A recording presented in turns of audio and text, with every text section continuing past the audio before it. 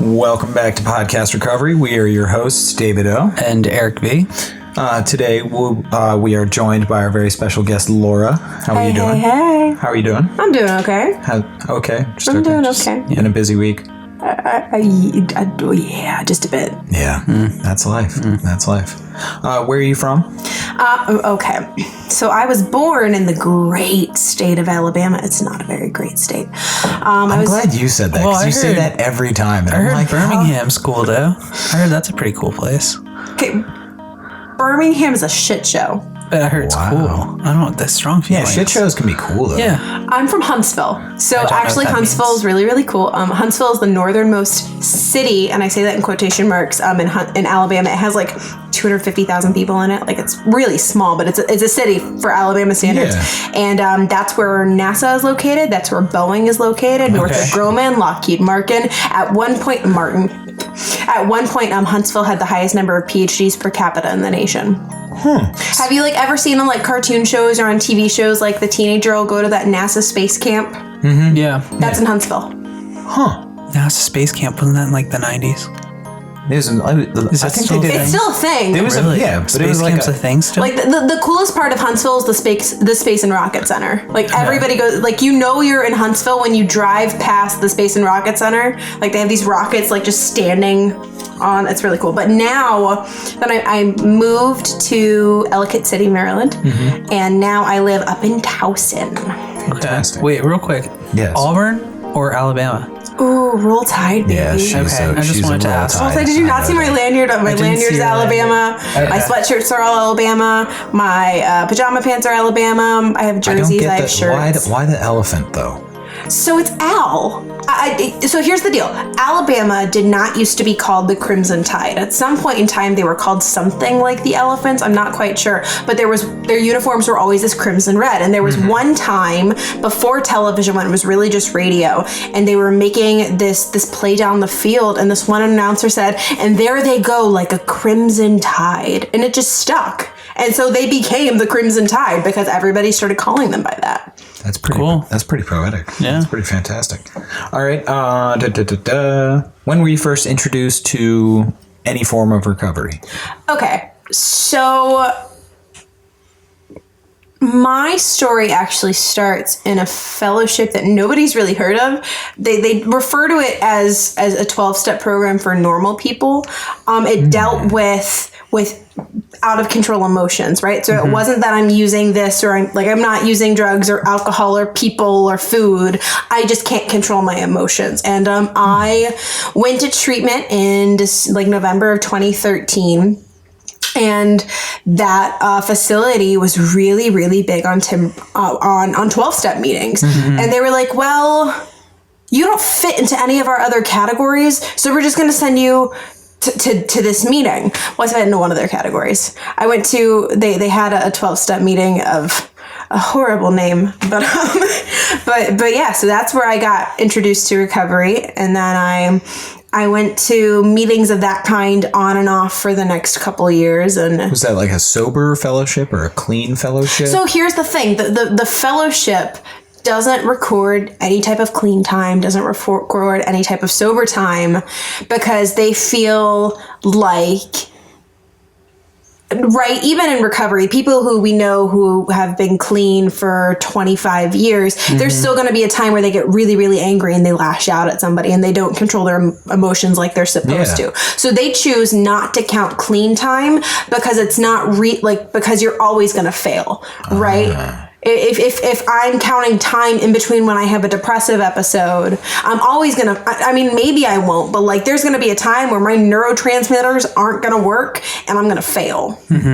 So it's just, that fellowship chooses not to. But that didn't work for me. I needed some counting mechanism because it was more for me than just my emotions were out of control. There were physical things that I did that I didn't need to do.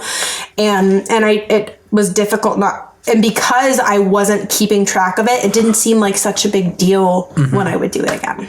All right. Well, with all that out of the way, Oh, well, how much clean time do you have right now? So I just celebrated 2 years on July 25th. Fantastic. I'm a 2016 girl. It's real exciting. All right. Well, with all that out of the way, we will concede the floor to you to share your story with us. All right. And if you have like questions along the way, like you can just ask them. Like you don't have to like wait until the end and say, now we're going to ask all these trust questions. me, Like, I will butt in. Okay, do it. When I I will fit. wait until the end, but he will butt it. I'll butt please feel free to butt in.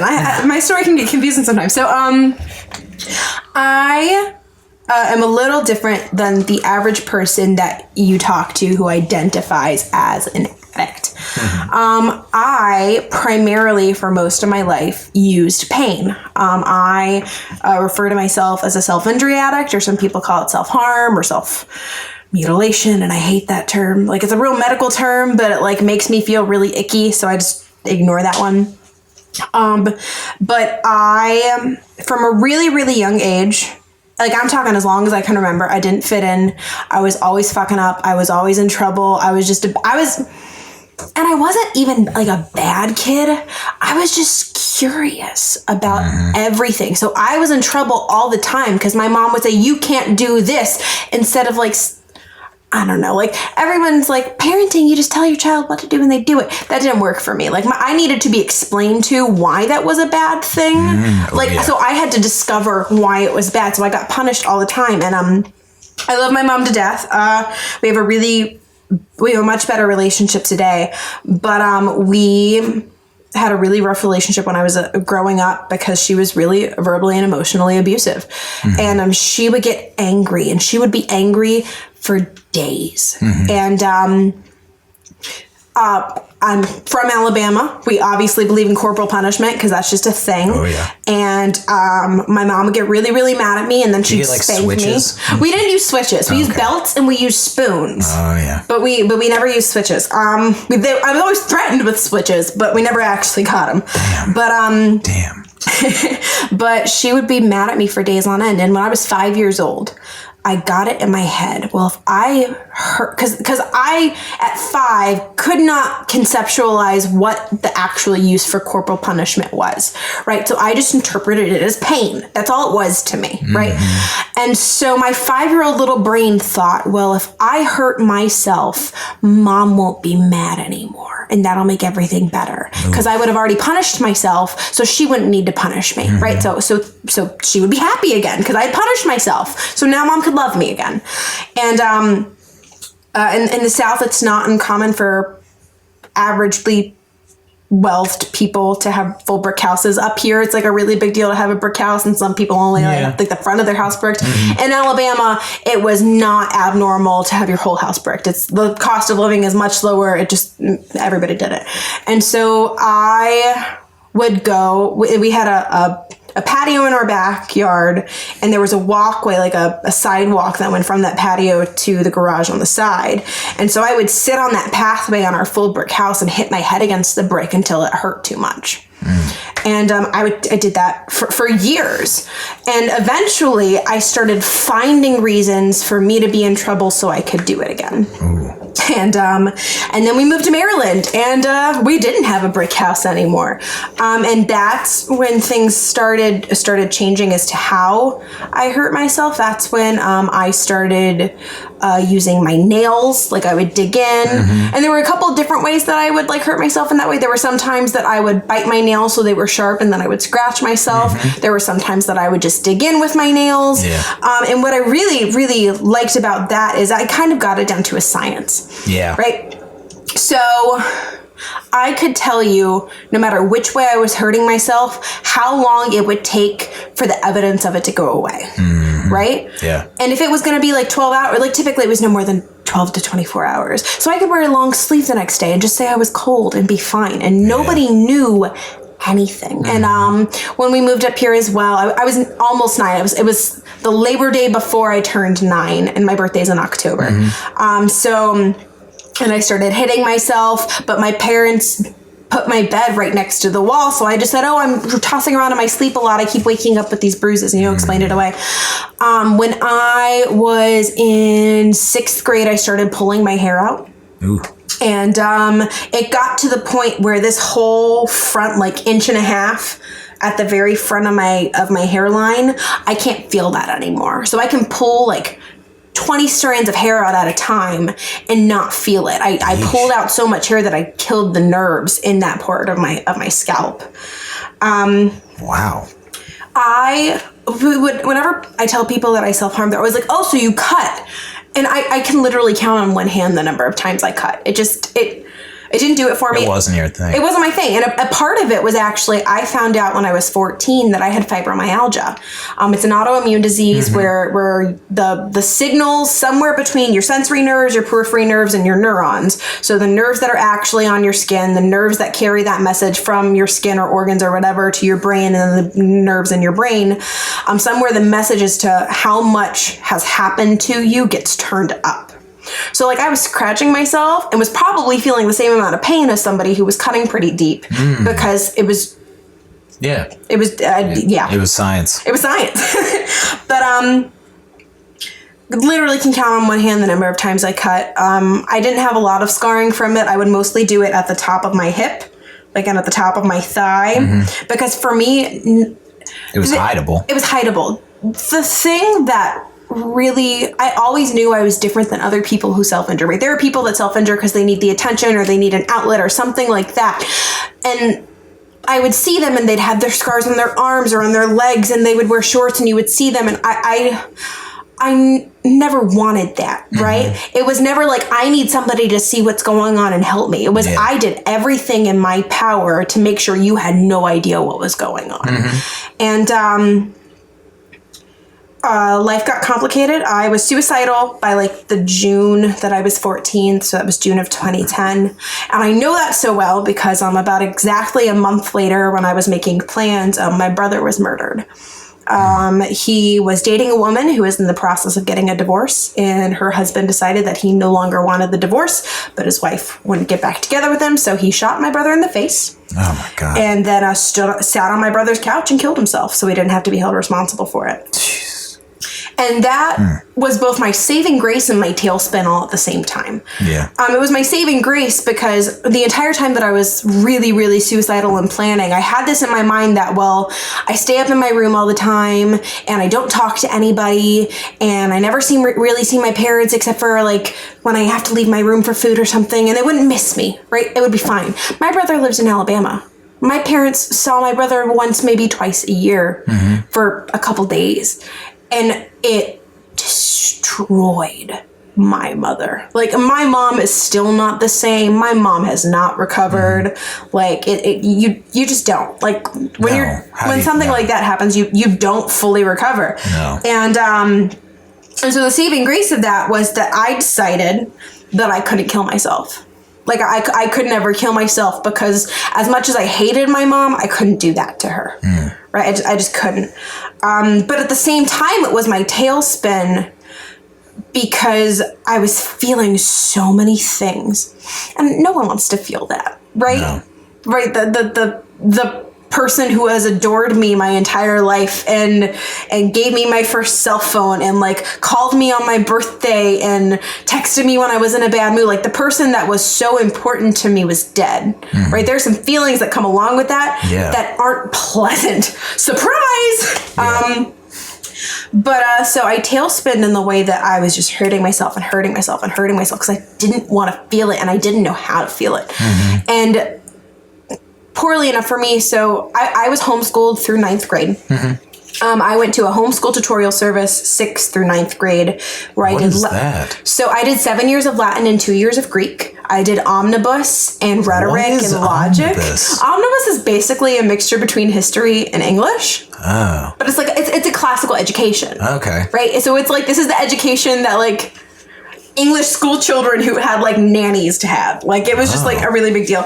And so I had already planned at the end of the school year 09 to 2010 to leave that school and go to public school because my grade had 13 people in it and I didn't fit in with anybody, obviously. And I just wasn't comfortable. And so my brother dies and 6 weeks later, school starts. And I don't know anybody and nobody knows me and no one gives a fuck about me. So I'm the crying girl in the hallways, right? And I'm the girl who goes to guidance all the time. And what grade was this? I was in 10th grade. Okay. I was in 10th grade. Right. Yeah, it was not great. It was not great at all. And I finally made friends after a while, but like I was in a lot of pain. I was naturally isolated because by 10th grade you have your group of friends, you know who you like, you know who you don't like. There's not much shaking that up. No. Like I don't talk to anybody that I know from I might talk to one person every once in a while that I knew from high school. Mm-hmm. And I see them on Facebook. They're still making posts together. They're still hanging out together because they've known each other their entire lives. So they're best friends. And I just wasn't I wasn't a part of that. And do you hang out with anybody from high school, Eric? Do you see anybody? Talk to anybody? Do you remember my wedding? Yes. Do you remember the best man and one of the groomsmen? I didn't know that. We'd been friends for 25 years. Oh. All right. Well, shit. That's a resounding yes. Yeah. I would think you'd be the person who'd be like, no, fuck those people. No, I got a wedding invitation from a friend from grade school just the other day. Oh shit. Huh. Good for you. All right. Not so much of a hermit as I thought. All right. Back to the story. Anyways, but I nosedived. Like I was always really good in school because it was the omnibus. It was the omnibus and it was the Greek and the Latin. Yeah, that's a leg up for sure. I actually really want my next tattoo. My boyfriend is so pissed at me for this because his band has this song and I'm like, oh, I'm making that my next tattoo. It's Dolio, cogito ergo dolio. Mm-hmm. Okay. Yeah. So it comes from the Latin phrase. It's kind of a take on the Latin phrase cogito ergo sum. The Descartes, I think therefore I am. Okay. Descartes, yeah. All right. Cogito ergo dolio means I think therefore I am depressed. Oh, wow. Wow. Okay. Isn't that just like you want to tattoo that on your body? That's sad. Fuck yeah, I want to tattoo that on my body. That's sad though. I don't know, man. I don't know. Yeah. It's not my first time at the rodeo. It's about like. Is it your first tattoo? Oh no! Okay. God right. no! Okay. I have. So my first one is huge. I'm not a big person. I'm bigger than I was actually. I've gained like 30 pounds in the last 3 months. Yeah. But my first tattoo was my biggest tattoo. It's about 1.5 feet, 2 feet long. Mm-hmm. It goes from the top of my thigh on the side, so the top of my right thigh on the side, down to like a couple inches above my knee. And it's a gladiolus flower. And on the top it says I'm a warrior, and on the bottom it says I'm a survivor. And then I have a pine cone, my second one. It's back here on my side. And it has the keywords from the Serenity Prayer: Serenity, Wisdom, and Courage. I have a butterfly on my back right shoulder, obviously my back right shoulder, with puzzle piece wings, because I am a nanny for an autistic 7-year-old, for a 7-year-old with autism. Sorry, people first language. And I'm in school for special education. And then I'm the bee's knees because I have a bee tattooed on my knee. With geometric design behind it. It's my favorite tattoo right now. I love it very much. All right, we digress. Okay, we digress. You can get me talking about tattoos for a very long time. Me too. Okay, so I was hurting myself all the time and felt like shit, and finally made friends. And then I was 15.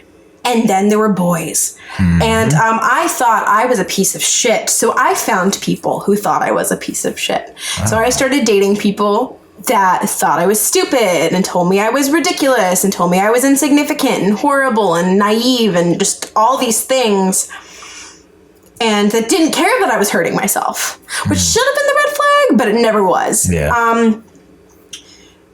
Dated a couple people, got my hair broken a couple times, and then in 12th grade, that fall, I was in driver's ed. And I met this guy in my driver's ed, and I'm religious, and he was Jewish, but he wasn't like practicing Jew. He was just like, his mom was Jewish, so he was Jewish. You know that thing? Yeah, right. Yeah, of course. And I told myself I can't date him.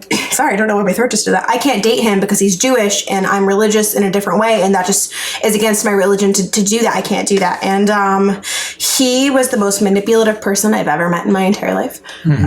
And he manipulated me into dating him. And then what he did was I had like these standards for myself. Like I am not going to be touched like this. I'm not going to be spoken to like that. I have some value. So it was weird. Like I thought I was a piece of shit, but I had values for myself. I literally it's can't. Catch-22. Right, exactly. And he would slowly, like, push them.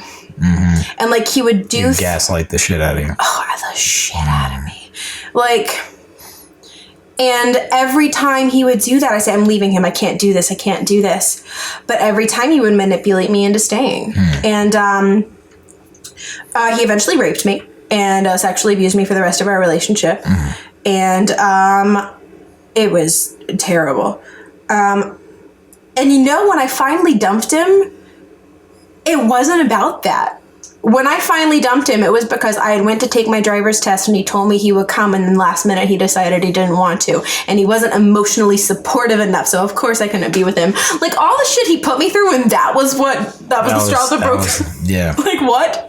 Like, looking back on that, I do laugh. Like, I see that moment as my higher power intervening, right?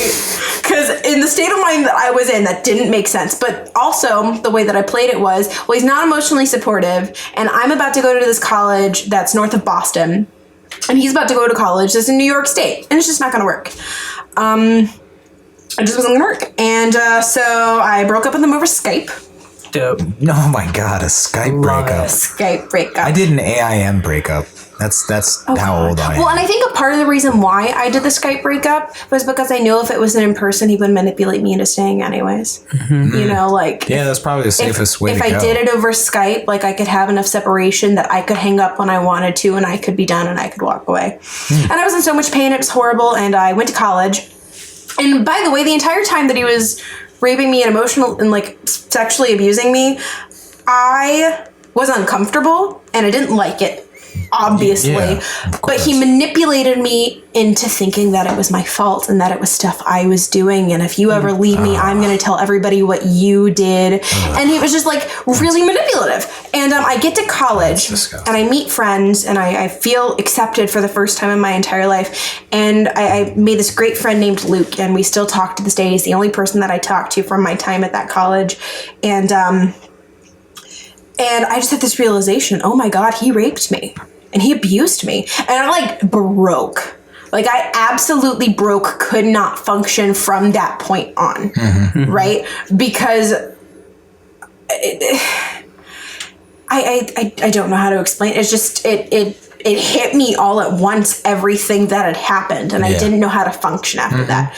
I was at that college as an opera major. I sang opera for years. I trained really, really hard.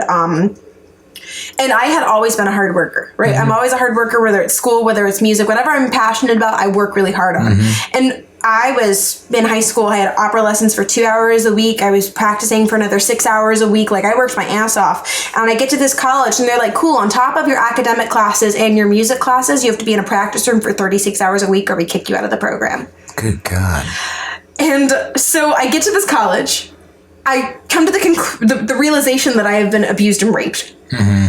I'm still hurting myself all the time, and now even more so because I've come to this conclusion. And on top of it, I have to be in a practice room 36 hours a week. Yeah, that's a full-time job on top of a full-time job. Exactly, on top of a full-time job. It was just insane. So I finally get suicidal again, like, really, really bad. And I start getting sick because I'm so scared that he's going to come and find me. And he keeps calling me and telling me that he's going to come find me. And I lived in the dorm where all the lax bros lived. And I hated it at first, but then I felt so good about it because the lax bros were like, no, nobody's gonna hurt you. Like, nobody's getting near you. The lax bros. The lax bros. Yeah. Hell yeah. But so that's such a visual type of person. Yeah. Like, as soon as you say lax bros, you're like, oh, I know who you're talking about. But anyway, so I meet these lax bros, and they're like, nothing's gonna hurt you. And there were a bunch of lakes on campus. It was the most beautiful campus. Like, it was gorgeous. What college was it? Gordon College. It's a half-hour north of Boston in Wenham, Massachusetts. It's like this 1,400-person Christian liberal arts school. Loved it. It was gorgeous. A bunch of lakes on campus, a bunch of trails on campus, and the lakes were kind of removed off. So it wasn't like it was a lake in the middle of campus. It was a lake like a quarter of a mile away from campus that, like, none of the buildings could actually see, right? Yeah. And one night, I'm walking around these lakes, and I am so suicidal, and I'm so depressed, and I'm so just in a not great place. And I was so mad because I couldn't figure out how to drown.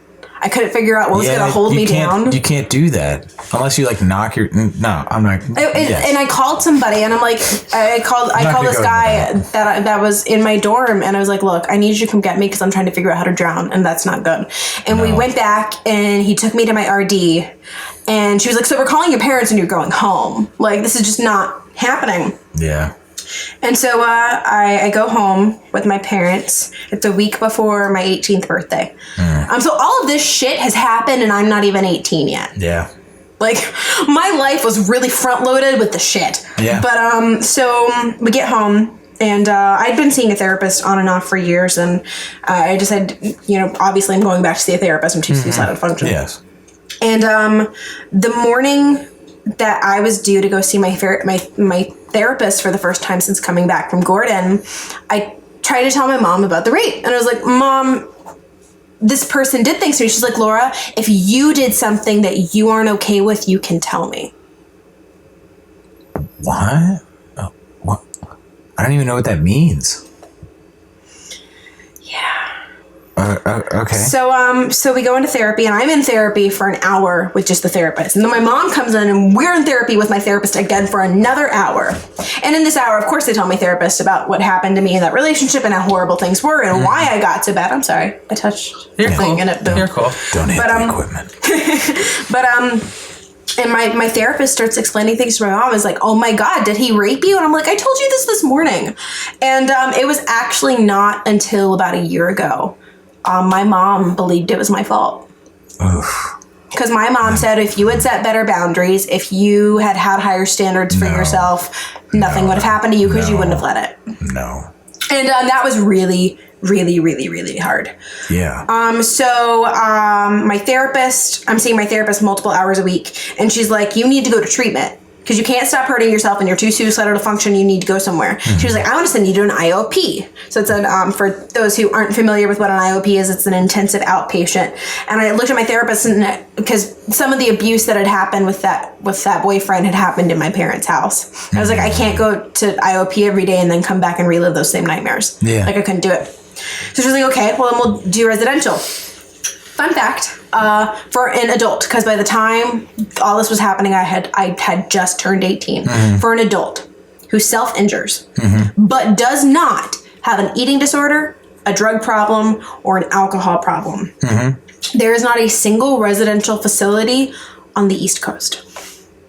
On the entire East Coast. I had to go to Chicago. You knew that? Did you? Yeah, I knew that. Did you know that because I told you that, though? No, because I went to treatment for cutting. Yeah. And for eating disorders and other stuff, but yeah. Yeah. So I had to go to Chicago, to Timberline Knolls. He loves Chicago. I love Chicago. I lived in Chicago. You lived in Chicago. Yeah, you did. I've heard that story. Yeah. Heard how well that went. I'm back here, so. That's how well that went. Right. So anyway. But I go to Chicago, to this place called Timberline Knolls. And all of the, they call them lodges. Ooh. They call them lodges. All the lodges were named after trees, and I was on Pine Lodge, which is why I have a pine cone on my back. Yeah. Very nice. And we called ourselves Pine Cones. That came full circle. That was nice. It really did. It really did. I honestly thought that tattoo thing was a dead end, but it circled back perfectly. Continue. I'm good at that. But Timberline Knolls, I was there for 30 days. I gained 15 pounds in 30 days. That was fun. And that's where I was introduced to... It was the freshman 15. It's fine. In 29 days. But no, that's where I was introduced to 12-step programs. They sent me to a 12-step program for self-injury. And I know that we're not supposed to say names of things, but I need to tell you the name of this 12-step program because I need you to cringe with me at how ill thought out this was. All right. Can we accept this? Sure. Yeah. Self-Mutilation Anonymous. That's bad. I mean, it is one of the things that it's called, though. I mean, it is called self-mutilation. By medical professionals. Yeah. There is nobody who hurts themselves that refers to themselves as a self-mutilator. Yeah, I mean, I'm sure there are, but I don't know. To me, it does sound it's negative language. Yeah. It's very negative. It's very negative language. They could probably spruce that up a bit. Just and here's the thing. It was another tree reference. Yeah. It was a good one. But here's my problem. It's not like there aren't other common terms for it. Yeah. Right? There's self-harm. There's self-harm, there's self-injury, and those are terms that everybody uses all the time, and they went with self-mutilation. Mutilation is a strong word. Yeah, I don't know. Maybe they are going with a more encompassing medical term. I don't know what they're going for. I don't know. It was bad. It was bad. So I went to that meeting, and then they had me going to these 12-step meetings that I was telling you about earlier that dealt with the emotions. Because they didn't know what to do with me. Timberline Knowles specialized in eating disorders, so most people there had eating disorders, and most of the people either also had drug problems or also had alcohol problems. And it's not that I wasn't going to have problems with those things. It was that I was such a goody two-shoes that I hadn't gotten there yet. Right? So I get out of TK and that's what we call it. Right. TK. No big deal. That's what everybody calls it. Yeah. Whenever they had us make bracelets, you can never find T's or K's and like the bead things because everybody always used them to say, You I just love scratch TK. like an L in half. Yes, I did one time. It was bad times. Bad times. But but I got out of TK, came home. Oh shit, I hate the equipment now. Got out of TK. I got home. I said, well, I'm not going to date for 2014. I'm gonna learn to love myself and learn to be a better person. Didn't stop hurting myself because I didn't know how to live without that. Was going to these 12-step meetings that were for emotions and still felt like a black sheep. Yeah. Because I would talk about not being able to stop hurting myself and they would look at me like, what is wrong with you? And like this fellowship that I went to was tiny. There currently are like 4 meetings in the entire state of Maryland. Yeah. Like it's super duper tiny. Which most fellowships that are not like the main like 3 are very, very tiny. There are a ton of 12-step fellowships. Oh yeah. You're right. There's about dozens. There's lots of them. There's lots. There's lots. Like there's lots. I'm wondering what the big 3 are. There's like the clean fellowship. There's the clean fellowship, the sober fellowship. And then the Eaters Fellowship. So really you could say 4 because there's the Eaters Fellowship, but then there's also the Codependent Fellowship. Yes. They're not that big though. They're not that again. They're bigger than what I went to. Probably, yeah, but they're not that big. Okay, so you're going to this fellowship. This fellowship, and I can't stop. Yeah. And I meet this guy. Of course. In 2014. In 2014. I'm in early April 2014. I was in a band. I'm a singer, obviously, if that hasn't come across yet. I'm a singer. And I was in this band, and my bandmates got a new booking agent, and the booking agent wanted us to come to this college-age student event that he was holding at his church because we were religious people. He was a religious booking agent. All religion. And we get there, and he's explaining the rules to this game, and I forget what it's called, and it's gonna come to me, and I'm gonna be so mad. It's gonna come to me like 2 hours later, and it's gonna piss me off. But he's explaining the rules of the basic rules of how you play the game, and then all the extra rules that they at that religious organization had to put in place, and they were all because this guy had done something stupid. Okay. So he walks in the door, and this man who's going to be our booking agent says, "Speak of the devil," and I'm like, "You," and I point to him, and I say, "Come here," and I put my finger, and I get really close to his face, and I'm like, "So you're the idiot." And he sits down, and we've been together for 4.5 years. Nice. Yeah, and he was actually the biggest motivator in my recovery that I'd never expected. So we started dating, and we started dating April 27th, 2014. Boom. And is that a significant date? April 27th? For her, it is. Was it April 27th, 1992? Sublime? Is it? I think it is. Maybe. I don't know. He's going to Google it. But, so my brother was murdered, obviously, and that's like a really big part of who I am now. it's a huge trigger point. Right? And that's just like who I am. And after I got out of rehab, some people call it treatment, some people call it rehab. I just call it rehab because it's quicker, shorter, easier. I was having panic attacks multiple times a week. Like it was just, I was really, really, really fragile. And for one, my boyfriend is the best human being in the world because like he dealt with me being the most fragile, sad human being. One day off. Oh, it's April 26th. Son of a bitch. That sucks. 27th is better. 27th. It sounds better. It goes better with the flow. Right? But also, come to find out, and he tells me this pretty early on, his sister was a drug addict. And so my brother was 16 years older than me. Well, I think we've talked about this. That's insane, though. But go ahead. So he's my half brother. My mom's on her third marriage. It happens. Like it's just yeah, I hear you. How old is my sister's? Almost 10 years older than me. My oldest brother was 16 years older than me. He's dead. My other brother is 13 years older than me, and then I have a sister who's 2 years older than me. But his sister was an addict, and when he was actually 6 months exactly after my brother died, he walked into his house and tried to go into the bathroom and found his sister dead of an overdose. When he was 15. Right. I saw my brother in a casket. It was traumatizing.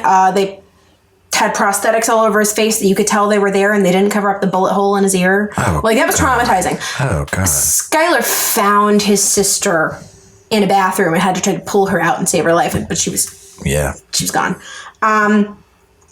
So what was really great about that, and on a couple levels, is like he understood me, right? There is this pain from losing a sibling out of their time, or out of what should, quote unquote, be their time, right? Should is the great evil.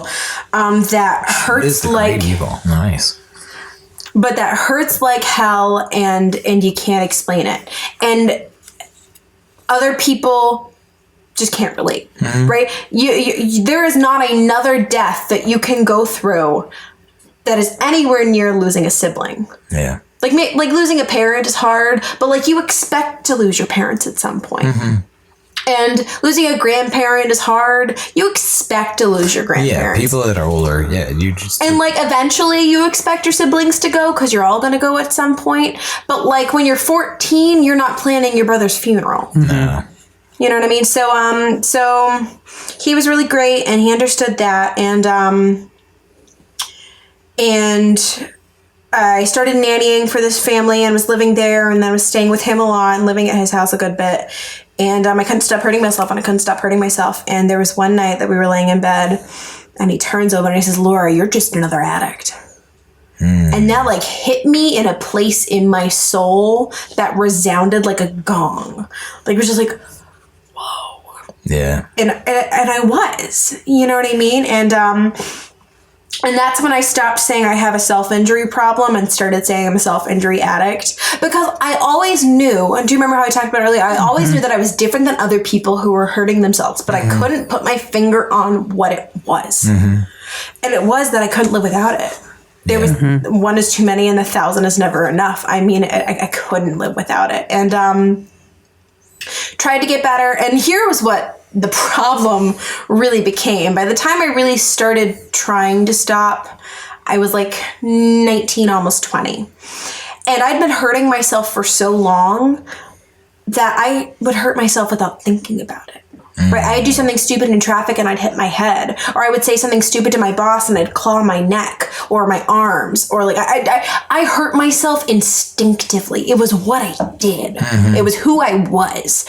So like I had fewer and fewer conscious episodes of hurting myself, or I was like, God, I don't want to feel this. But there was a lot of Just oh shit, I just hurt myself. Oops. And I didn't tell Skylar about those, but then one night I told him, and he's like, Laura, what the fuck? We can't do this anymore. And we eventually ended up taking a break at one point, and that's a whole conversation in its own, so we're going to glaze over that a little bit. But a part of it is that I wanted to prove to him that I could be a different person. Because a big part of the reason we broke up was because I was a shit human being. Yeah. I was an addict who was using all the time, and I was a shit human being. Did you feel a stigma from that? From like having a realization of like addiction? Did you feel some sort of stigma? I don't know. I'm not trying to like draw it out of you. I'm not trying to say No, you're fine. You're fine. I wouldn't say that I felt a stigma. This is going to sound strange. It made me feel better. because I could label what was going on. Okay. Right? I wasn't just having a self-injury problem. I was addicted to this. You know what I mean? I couldn't live without this. And I knew that there are other people that had this problem with other things. You know? And I still very, very vividly remember the last time I hurt myself. It was July 24th of 2017, obviously. And it wasn't my boyfriend and I ended up taking a break, but it was a week before 2016. 2016. Yes, 2016. What did I say? 2014. She said 2014. Really? Okay, I'm all. All right, you know, numbers. Anyways, 2 years though. And I hurt myself. I'm a good listener. And you're a great listener. And I hurt myself because I thought I was going to lose him, and I couldn't deal with that. And but I told myself I was going to stop because I felt like that was the only way I could keep him if I stopped. And we broke up anyways. But I told myself that I was going to stop because I was going to be good enough that he would want me back. Ooh. And that was why I quit. Like that was my big thing, that I couldn't live like this anymore because I couldn't live without him in my life, and he wasn't going to be in my life if I kept doing this. So God damn it, I got to stop. And so I started going back to the 12-step meetings that I had previously gone to for the normal emotions. People things. Yeah, the emotions. And it still didn't fit, especially now that I labeled myself as an addict. It didn't fit because they weren't addicts. Yeah. They were just people who needed better control of their emotions and needed... It was a group of Eeyores. It really was. I'm a very firm believer that every human being can benefit from working in a 12-step program. And that's what they were doing. They were normal people with normal everyday problems who were trying to benefit from being in community with one another and working a 12-step program. Absolutely. But that wasn't me. That wasn't my problem. Remember that one friend that I still talk to from high school? Luke. That was college. Oh, son of a... You tried. Apparently, I'm not that good at this. You tried. Fuck me. Right? But, this one friend, her name is Barbara. I called her Barbie. I still call her Barbie. She hates it that I call her Barbie, but she's my Barbie. And she is Jewish, and she had recently moved to Israel, but was back for about a month. And she's like, "Hey, I'm back. Come to this hair salon where I'm getting my hair done, and we'll hang out, and then we'll figure things out, and we'll see each other while I'm in town." And I was like, "Cool." So I get there. And I'm like, "Hey, by the way, I do this 12-step thing." And she's like, "No way. Hey, I do this 12-step thing too." And she was going to the Clean Fellowship because she had a pill problem.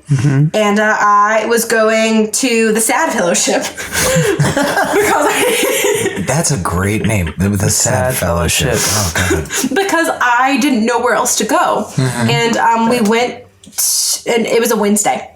And she said, "Well, here, let's do this thing. You come to one of my meetings, and I'll come to one of your meetings, and it'll be this really funny thing that we do, and it'll be great. It'll be hilarious. We'll laugh about it." That'd be great. Yeah. Right? So I'm like, "Okay, I can do that." And so we go to this meeting on the Wednesday night. There's a Wednesday night meeting in Columbia that ended up being my home group for a long time.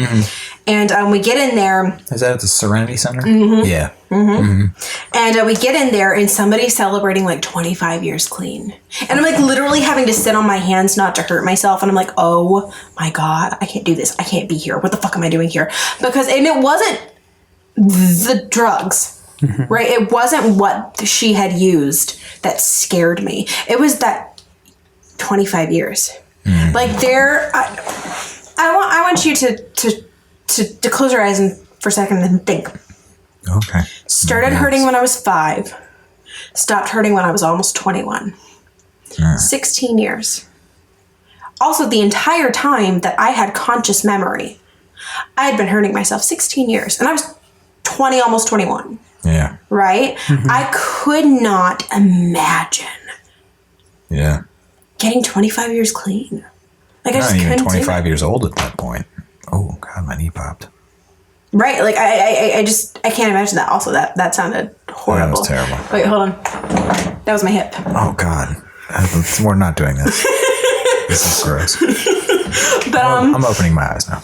yeah, totally open your eyes, open your eyes. But so I said, I can never go back to this meeting again. I can never go back to a meeting like this again. I just can't do it. I can't do it. And so the following week comes and I'm house sitting for somebody, and I so desperately want to hurt myself because I just don't want to feel what I'm feeling. Mm-hmm. And I call my friend Barbie, and I'm like, Barbie, can we go to, and it happens to be Wednesday, like, can we go to that meeting? And she's like, are you sure? You don't use drugs. Are you sure? And I'm like, I need this. Like, I don't know how I know that I need this, but I need this right this second, or else I'm going to do something really, really stupid. Mm-hmm.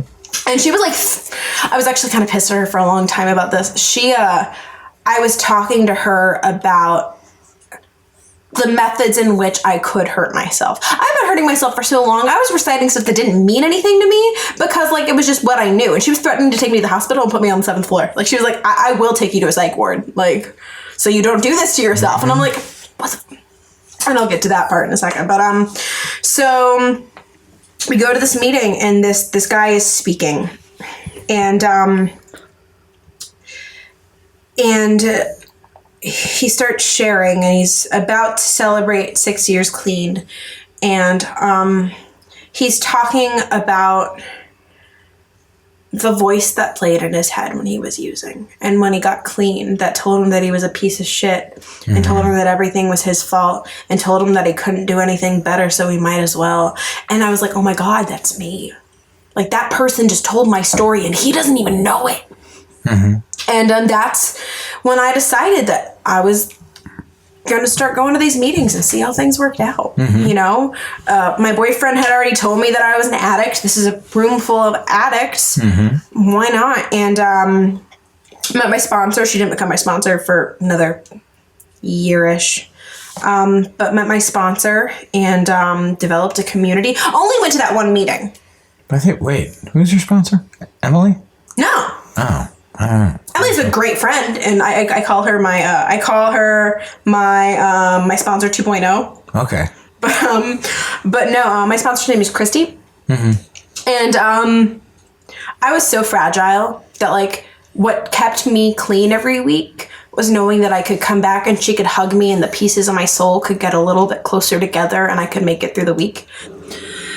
And that was what got me. But I was still petrified. So here's this thing. I knew I needed this. I knew I needed a 12-step program because I loved the steps. Mm-hmm. I thought they were wonderful. And I knew that these were all people that, like, when they told their stories, I related, right? It didn't matter that they used drugs and I used pain. I related on a spiritual level as to what they were talking about. And, but I was so petrified that somebody was going to tell me I didn't belong and to get the fuck out.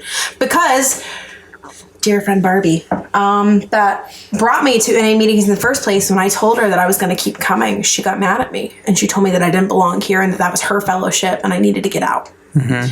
And that literally crushed me. But I couldn't stop going because I needed that. Mm-hmm. That was the only thing that was keeping me clean, was going to those fucking meetings. Mm-hmm. And I only went to that one meeting for like over a year. Over a year, that was the only meeting I went to because I was so scared that other people were going to tell me I didn't belong. Mm-hmm. And finally, there's this guy named Joey F. And he was like, hey, Lora, you got to come. Bearded Joey, yes. Yes. You got to come to this midnight meeting at the Serenity Center, and I want you to speak because people need to hear your story. I was like, oh. I gotta admit, that's a terrible Joey impression. Yeah, it is. It was the best I could do, but it is. Joey, I love you. A for effort. I can talk in a Southern accent real good, but I cannot mock Joey. No. So I go and I share at this meeting. But before I shared at this meeting, it was like he booked me a month out. Mm-hmm. And like I was like, I didn't know like the etiquette of like sharing at a meeting. So I was like, oh, I should go for a couple weeks in advance so people know who I am. I don't know. Seems reasonable. So I started going, and I once again related, and I could be honest with who I was and what I was doing, and people still loved me and accepted me. I was like, oh. And it's great because it's a blacklight meeting. It's a blacklight meeting, right? The lights are all off, the black lights are on, you can sob in private, which I did many a time. Oh, I did that so much in that room. Right? Shut up, Eric. The Serenity. I feel your judging eyes. The Serenity Center has seen so many of Laura's tears. It is not even funny. So I started going to the second meeting. And then a couple months later, in December of 2017, December of 2017, I moved out of my parents' house because my mom was still abusive as fuck. And I couldn't live there anymore. So I moved into this really, really, really, really shitty room in Catonsville. No, it wasn't in Catonsville. It was technically in Halethorpe. Yeah. The lines are all blurred. It really is. It was right off Wilkins Avenue, right off 695. Arbutus. Is that Westland Gardens? Is it Westland Gardens? No. Okay. I lived in a townhouse that it was bullshit. But so I was like, well, the Serenity Center is super far away now. So I'll start going to meetings around here because, fun fact, Catonsville has hella meetings. Yes, a lot more than Columbia. A lot more than Columbia.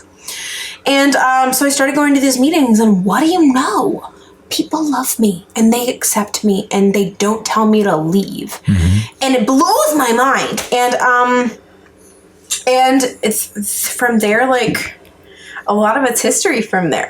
I didn't start working the steps until I had about just under, I was just about to hit 18 months before I started working the steps because I was still so fragile of a human being that I was not capable of looking deeper. Yeah.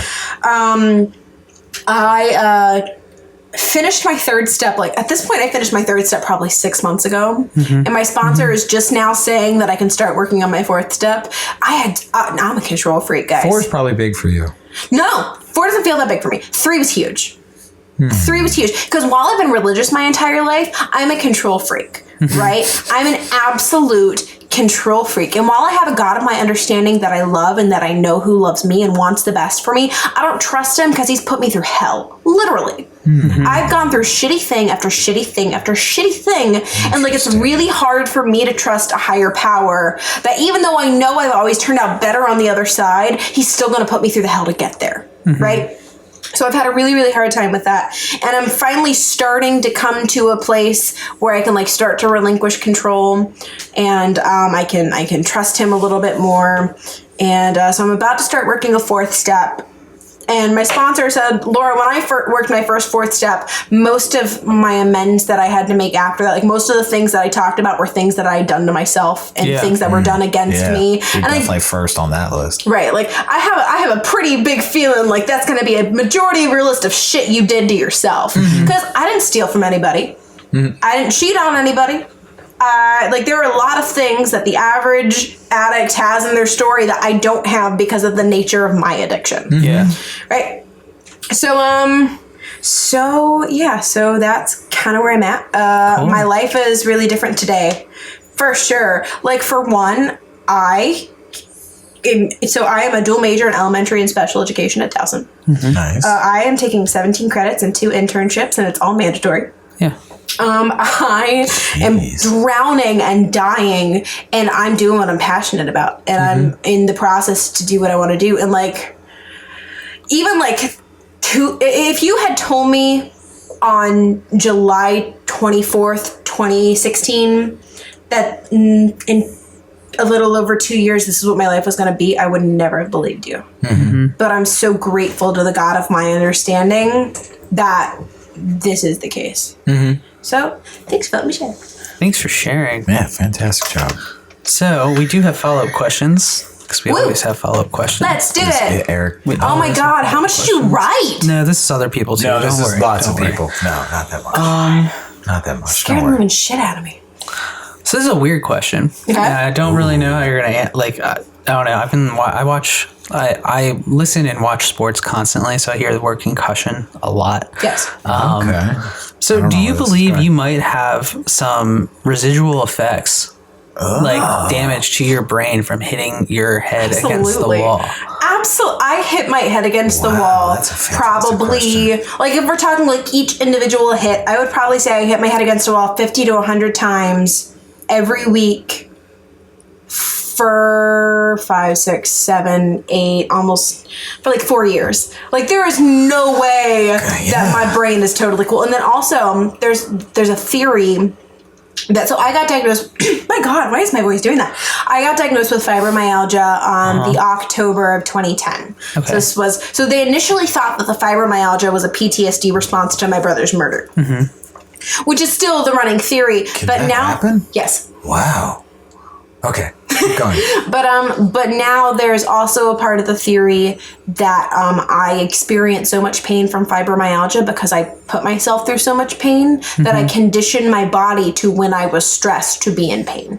Okay. So, okay, I know what that is. Yeah. Does that make sense? Yeah, it's like, it's kind of the same thing as like opiates. Like when you take opiates, you feel more pain. Like you'll feel more pain when you come down because you want to feel more pain. Yeah. So, no, I understand that. Have you gotten looked at for like the head trauma? Like that's a lot of head trauma. Yeah. You know what I mean? Like until you said it 2 seconds ago, I never really thought about it. Like, well, just with like what is it called? Is it called what is it? CAT scan? Well, what's the thing? The CTEs? CTE? The concussion, concussive traumatic something. Yeah. Okay. Just curious. That was a curious question. I heard that looked at actually. That is an interesting question. Let's see. So, dude, he's good. Like, dude. Can I just compliment your question after? This is so good. I mean, that's a great question. Like, I've told my story 100 times. No one has ever asked me, "Hey, do you think you might have head trauma?" Like, what? I mean, besides the normal head trauma that just comes with life, right? Yes. So the next question, and like I've seen this happen to people. So this is why I'm asking. Like, you didn't come from like a drug background, right? But you're in a fellowship that deals with drug addicts primarily. And I can think of one example of this kid that came around like when I came around, and like, you know, not to make weed or anything sound less than, but like, you know, he smoked weed, but then by the time, you know, he's not in anymore because he's shooting dope. Like, does it worry you at all, possibly, that like if you decide to like... 1,000. Okay, so here's the deal. And I've talked to people in my network about this. When I get really, really stressed, I don't think about hurting myself anymore. I think about taking things to take away the pain. Yeah. Like on top of being an addict, I have bipolar disorder type 2. And I have had a lot of medication changes in the last couple of months because we've just been trying to find the thing that works. Of course. And my friend, who is not an addict and is not in a 12-step program at all, and I were talking on the phone, and I'm coming out of this doctor's office to go get this new prescription filled with this new med, and I'm really nervous. And she's like, well, why don't you talk to your doctor about getting an as-needed Xanax prescription to help with your anxiety? And I was like, that's not going to end well. Because when you say that, I want to take a lot of that. Yeah, anything with Xannies, unless... for me, it never ended well. There's like certain situations we've talked about this, like airplanes and dentist office. Here's my thing. Like, and I've had friends that I know in the program that are like, Lora, Xannies are a horrible idea. Like, don't do that shit. Yeah. But like, it's if I were to start using again, it probably wouldn't be pain. Yeah. It would probably be something much harder that is going to be much more effective. No, I understand. Did you ever like dabble in drugs and alcohol? So I dabble in alcohol. I've only been drunk once. I was the crying girl. That's like toe into the deep end. I was the drunk girl. Too cold for me. I was the drunk girl crying in the bathroom. Oh man. But on top of that, it was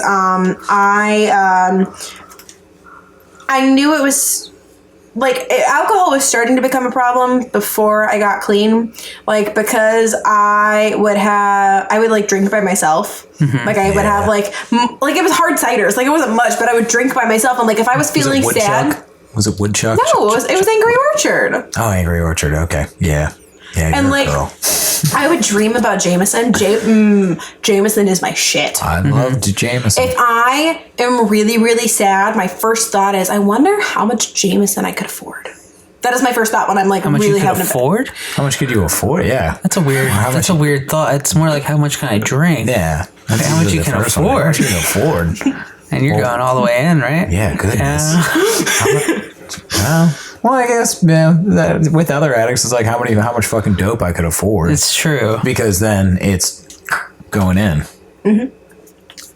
Next question. So I guess since you talked about mental illness and like bipolar type 2, like what ways do you treat your mental illness? So I am a firm believer in taking the medication that my psychiatrist prescribes me. Okay. And I don't feel any shame in that, and I don't feel any issues in that. My whole thing with that. So when I am taking in pill form, assuming that you're a neurotypical individual, your brain produces naturally. Yeah. Right? It's kind of like telling a diabetic who's in the program they can't take insulin.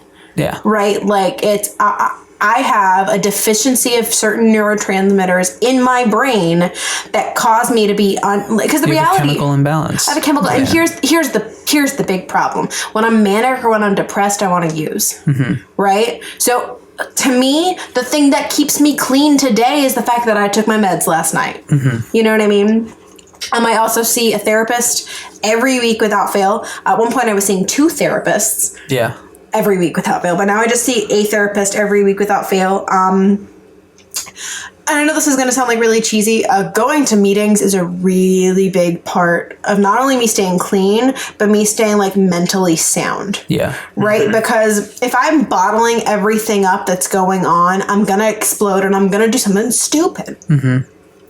You know, and it's the longer I go without a meeting, the more that how much Jameson could I afford pops in, and the more what would I lose if I started using? You know what I mean? Like, and I started trying to say, oh, that wouldn't be that bad. Like, yeah. So it's just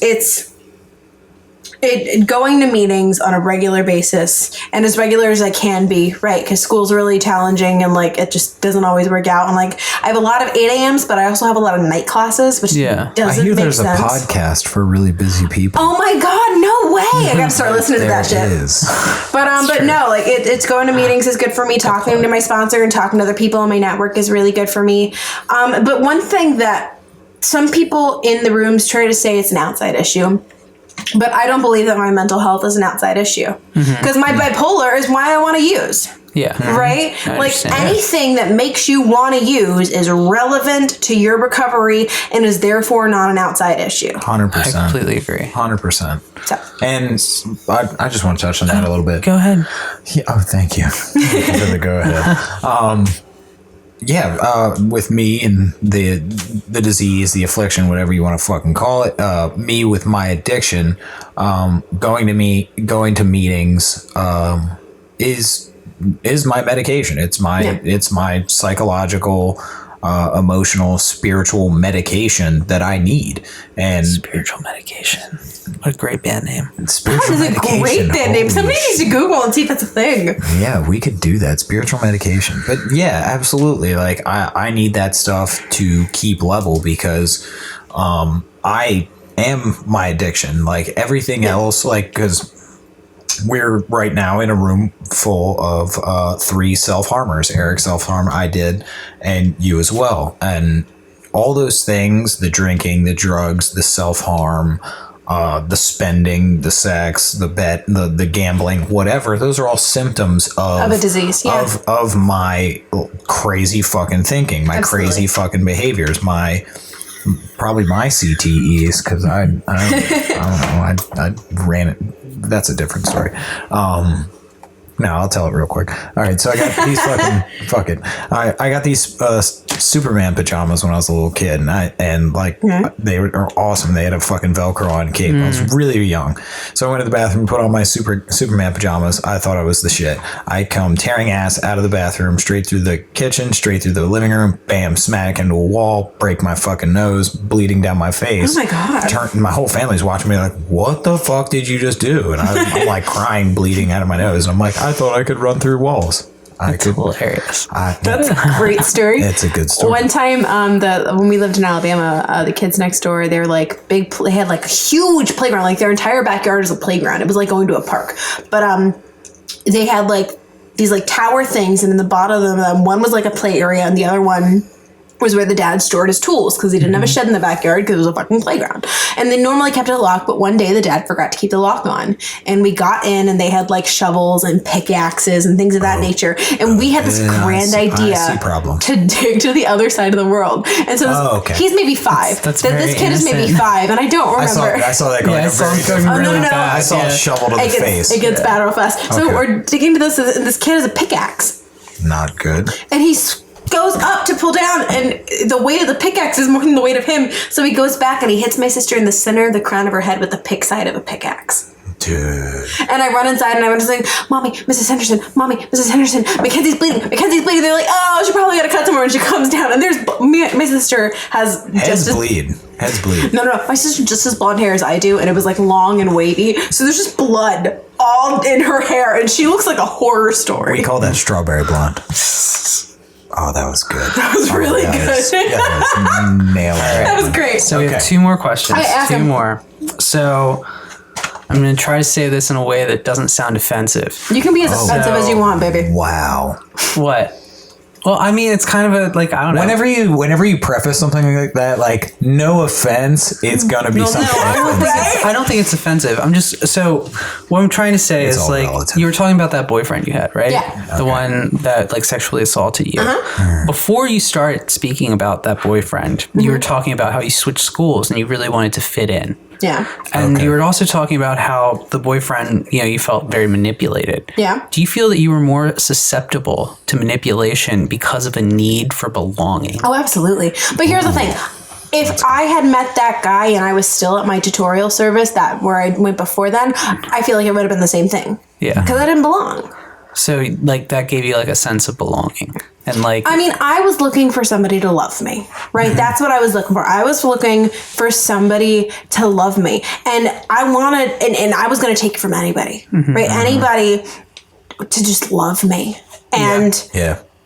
And he was manipulative, yeah. And he was horrible. And I've actually seen him recently. And, like, he tried to talk to me, and I, like, just... walked away. Yeah. And it was terrible. Not today, Satan. On a regular basis, dude. But so I don't know, like, I look back on my entire life, and really until I came to the rooms, I never felt like I belonged anywhere. When I was a kid, I talked too much, and to be honest, I didn't like my peers until like 3 years ago. Yeah. Like, I didn't like elementary school kids. I still don't like a lot of my peers. No. I didn't like who they were, like, on a core level. I didn't like playing. Same. I didn't like... I didn't like things that kids liked, and I didn't like who kids were. Right? I'm kidding. I love people. Like, in high school, I didn't like people who put other people down. And I didn't like... people who were rude for no reason. Oh, yeah. And, like, I didn't like people who knew the answer but wouldn't raise their hand. Oh. Like... maybe they were shy. Yeah. No, they would talk with their friends all the time. That's a different type of thing, though. I don't know. It pissed me off. Like, But, like, some people can talk with their friends all the time, but then you, like, put them on a stage with a microphone and they clam up. they would talk in small groups. They just wouldn't talk, like, in a full class. Yeah, I'm saying, yeah. I don't know. To be perfectly honest, like, it was about a year before I got clean that I liked my peers. But, like, just in general, until I was like 19, I didn't belong. Yeah. Anywhere. So I agree. Like, yes, I was more susceptible to this because I was looking to belong and I was looking to be loved. But if I was in a different situation, I can't tell you that it would have been better or it would have been different. Yeah. If that makes sense. No, totally. All right. So the last question, since I've talked to you about this before and I know you're religious. Yes. How, like, I'm not religious. So how does that play into, like, your recovery? Because I'm sure you look at it through a much different lens than I do. So here's something, and I wanted to touch on this at some point anyways, that I am really big on. The God of my understanding is just that. The God of my understanding, right? And whether we're talking in a recovery sense or whether we're talking in a religious sense, I never push the God of my understanding on anybody. Yeah. Like, I'll let you know that I'm religious in what I believe, but, like, it's not...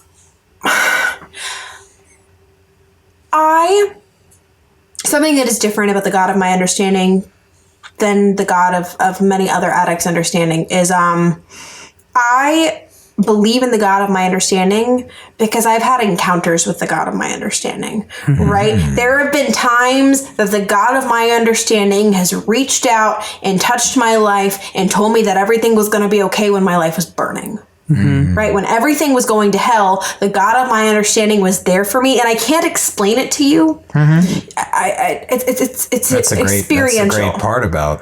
But here's the thing: like there are people, like example, there are people who belong to the same faith that I do, who want everybody in the nation to live by the same spiritual rules that they do. Here's my problem with that: I try to live by the teachings of my religious text as an act of worship to my higher power, right? I believe that my higher power made a sacrifice to save me, so I want to sacrifice things in my life to worship him. Why should I expect you to live in worship to something you don't believe in? Oh, wow. That's fantastic. Yeah. Right? And then, here's my biggest pet peeve. In 12-step literature, it refers to the God of one's understanding as he and him. And But you were referring to God as he and him. But that's her that's the choice. God of my understanding. Here's my thing. Yes. I know who my God is. My God is masculine. I mean, my God is masculine and feminine, but we typically talk about the God of my understanding. I believe in a 9-pound, 8-ounce baby Jesus. But we refer to, and my religious tradition refers to God in a masculine sense, right? But when I read 12-step literature and I'm like, you're talking about the God of my understanding, but that might not be the God of Dave's understanding, and that might not be the God of Billy's understanding or of Jane's understanding, and that's not fair. Right? Yeah. So I have a really big issue with some of the language in 12-step literature because I don't believe it's respectful to The neutral parties. to neutral parties. Share that shit. Nice. And like, fantastic. whenever I read the steps reading in the in a meeting, and it gets to the step where it talks about knowing God as we understood him, I always replace it with God as we understood God. Nice. That's something that's important to me. Yeah. Right? Like That's a good change. I believe in supporting everybody's right to the God of their understanding, because whether it's religiousness or whether it's spirituality, it's a journey and it's a walk and it's a relationship, and it's your right to have the relationship that you have. That's like it's and people of my religious tradition do this as well. It's like saying that my relationship with my boyfriend isn't as valid as my friend Emily's relationship with her girlfriend. Like, no, that's just as valid as a relationship. It's a fucking relationship. Like, so I get very, very up in arms about that. Yeah. And like, if you want to know about the God of my understanding and the experiences that I've had with him and what my religious text says about him and how I've experienced the things that my religious text talks about, we can have a conversation about that. I'd love to tell you that, but that's you asking me about it.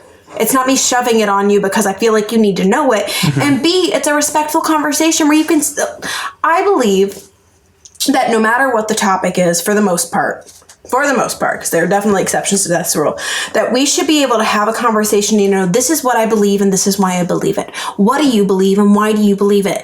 Great. Yeah. Even if our opinions don't change, I'm grateful that I understand what you believe better and why. So in that tutorial service, one of the classes we had to take was, it turned into rhetoric later on, but it started out with just logic. Right? In the first rule and through logic, we did debate. Like formal classical 1AC, 2NC, 1AC, 2AC, 1NC, 2NC, cross-examinations, like classical debate. And the first rule of debate is you do not know your own point unless you actually understand the counterpoint. Right? I do not understand fully why I believe what I believe on any topic unless I take the opportunity to understand what the opposition is. And it's also and this gets a little political. This is why I won't register as a certain party. I register as an independent because I don't believe in voting for somebody because they're blue or because they're red. I believe I'm voting for somebody because what they say lines up with what I believe. And no matter what side of the line that is, that's fine with me. Mm-hmm. You know what I mean? So yeah, that's my spiel on respect and the God of one's understanding. That's great. Can I bring up a really random point that's related? Go ahead. Sort of. Okay. And because you're Southern and this is sort of, I don't know, this is kind of a hillbilly thing. Cool. Especially nearby. Snake handlers for religious purposes. Have you heard of these people? Are those, I think they're idiots. Pentecostal, right? Yes. Are they Pentecostals? Yeah. And like it's only, and it's not legal like There's hardly a church anywhere. near, it's like West Virginia Hamden. and Kentucky is like the only place where you can like handle snakes religiously. Yeah. I think very that's stupid. fair. Your thoughts? They're poisonous snakes, right? Dude, personally, like, this is America. Here is my thing with, and this has less to do with practicing faith and more to do with the fact that they're practicing it in the name of a faith that I am a part of. What about safety? Can I just finish talking? Okay, so the point of snake handling in my religious tradition is that one of the apostles, or was he? Yeah, it was one of the apostles, was shipwrecked on an island, and he handled a snake. Like, he asked God to provide for him, and he handled a snake, and because of that, the people who lived on the island didn't kill him. I thought that was Gilligan. I'm sorry. That is the religious text story behind snake handling. Yeah. Huh. The reason why people snake handle is,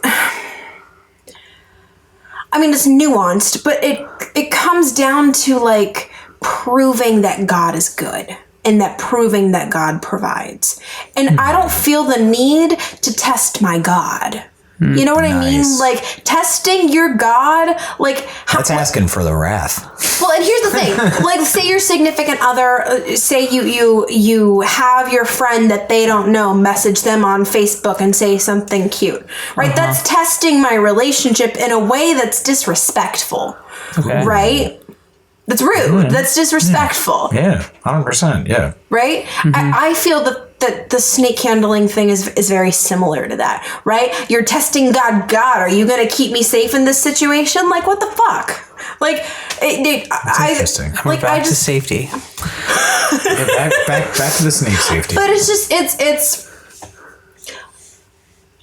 there are moments where we, in my religious tradition and just as human beings, we pray to the God of our understanding, whether it's in a formal prayer or whether it's just speaking out loud. And I believe that communicating with the God under my understanding can be done in silence, it can be done spoken, it can be done in a group, it can be done by myself, right? It's pretty free form as to how it can happen. And there are times that I say, God, I don't know how the fuck I'm going to get through this, and I need you right now.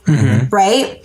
That's not testing my God. That's relying on my God. But saying, I'm going to handle a snake and show all y'all that God's on my side, that's just like...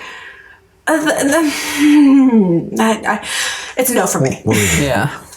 I'm pro snake handler. That's where I'm gonna leave it. Any other questions? Safety. No. Safety, man. I know you're not handling any snakes. I just think safety first. It doesn't sound safe. It's very not. safe. It's not. It's safe. It is not. I was about to. No, not gonna do it. Okay. All right, so we're about out of time. We're about out of time. Fantastic Thank you. job. Yeah, Thank you guys so much for having me. Absolutely. Small Yep, claps. the golf clap. We really need a clap track, man. I like our soft claps. You like the soft clap? We could get a golf clap track. It could be like a U.S. Open golf clap. Okay, whatever. All right. Well, thank you, Laura, for joining us. Here at Podcast Recovery, we are aiming to expand the scope of support for recovering addicts. Accessibility and convenience of helpful services is paramount to combating addiction. We work to provide a message of recovery to every addict, wherever and whenever it is needed. We believe that a powerful voice of recovery should be obtainable, practical, and at the touch of a button. Every addict deserves to hear a message of hope, and Podcast Recovery is here to provide it. One last thank you very much Thanks, for guys, coming so to join us. much. all our listeners out there, including the snake handlers, go follow us on Twitter, follow us on Facebook, especially the snake handlers. Okay, I want to say one last thing before we go. Right? All right. To anybody listening out here who does not fall into the traditional categories of addiction, where it's not about drugs and it's not about alcohol, your addiction is just as valid. How you use is just as valid as how anybody else uses, and you are just as valuable of a human being and just as worthy to receiving help for it. So don't be scared to go into places where other people don't expect you to fit. Absolutely. Yeah, 100% of everybody is always welcome in a meeting, regardless of fellowship, regardless of addiction, regardless of age, race, sexual identity, all that. It doesn't matter. If you, the primary purpose is how we can help you. What's your problem and how we can help. Like maintenance drugs, self-harm, mental health issues, anything, like whatever it is, come into a meeting, listen to a podcast, reach out, ask for help. Like it takes courage, but it's very important. Yeah. And we love you guys. Yeah, follow us on Facebook, listen in, subscribe, invite your friends, and that's all we got for this evening. Yep. We love you. Stay safe, stay clean.